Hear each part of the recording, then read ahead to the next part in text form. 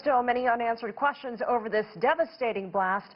Middle East expert Edmund Ghareeb joins us now via Skype. So Edmund, one of the biggest questions is how could this explosion even happen? Was it negligence or the way those chemicals were stored for as long as they were? Where do you begin to find the answer?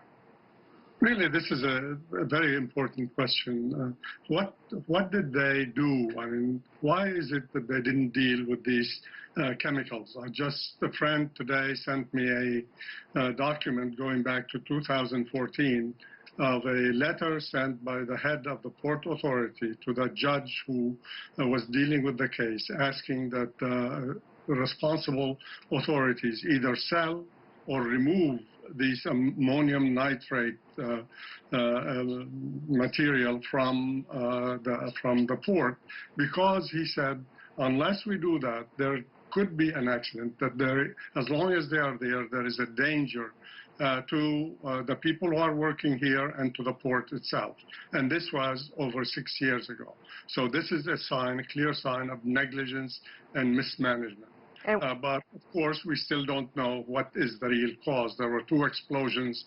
There was the first explosion, which led to the second explosion, bringing the ammonium nitrates on and causing this major disaster. And we're seeing a blame game in Beirut, even conspiracy theories surrounding the cause of the blast. The U.S. president weighing in, was this some type of attack he didn't know? At the bottom line is it's a tragedy, but how do you see regional politics coming into play here? Well, first of all, I think we still don't know, and that's why we need a real investigation and, to a certain extent, an independent investigation. I think that's important to find out what really happened, what caused the first explosion, and also to hold the people who were responsible for keeping that material there for so long. But your question, I think, is very important, because Lebanon has been at the center. It's a small country. It's a country that has been a minaret in many ways for culture, for art, for education, for media in the Middle East for many, many years, for decades. And yet, in recent years, as a result of the regional conflicts, either the Arab-Israeli conflict or rivalries between regional states in the area, or even superpower confrontations and rivalries, Lebanon has been paying a heavy price for this. Internal conflicts, its economy has gone down, and more recently we have seen even increased pressure and sanctions placed on the Lebanese government, accusing it of being very close to Iran and because of the role of Hezbollah.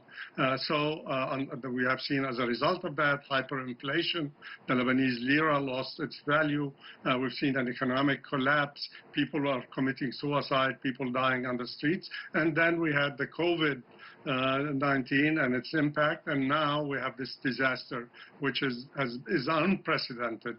And so this is going to be a challenge, not only to the Lebanese to stand together and to try to help the suffering people and to begin to rebuild, but also to their neighbors. Are they really going to help? And more importantly, to those countries outside, especially superpowers, who have the resources that could help. For example, thousands of people have been injured, and we don't know how many more. And so, for example, perhaps some of these fleets in the Mediterranean, which have ships, hospital ships, which could be used, may be sent to Lebanon to help.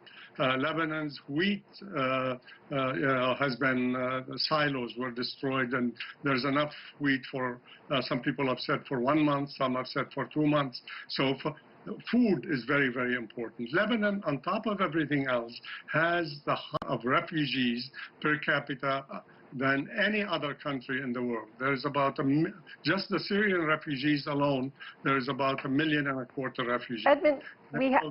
Edmund, we're running out of time, but I've got to ask you, you listed a litany of all the problems Lebanon has already been facing before this blast. So very quickly, in the next 30 seconds or so, where does the government begin to come out of this? And really, what does this mean politically for the leaders who are already in a precarious position? Exactly. I think right now we see a lot of anger, although this government that's in power is not responsible for all the sins of the past. Nevertheless, the fact how they deal with this crisis is going to be very important, and there's a need for the Lebanese to unify right now to deal with this crisis, but there's also a lot of anger, and it's aimed at the political class, the ruling groups, the elites in Lebanon, from the people who feel that the governments, the various governments and the politicians have not responded to their needs and have not tried to deal with the real issues the people of Lebanon face. Edmund Ghareeb, always great to hear your take. Thank you so much, as always, for joining us. Thank you.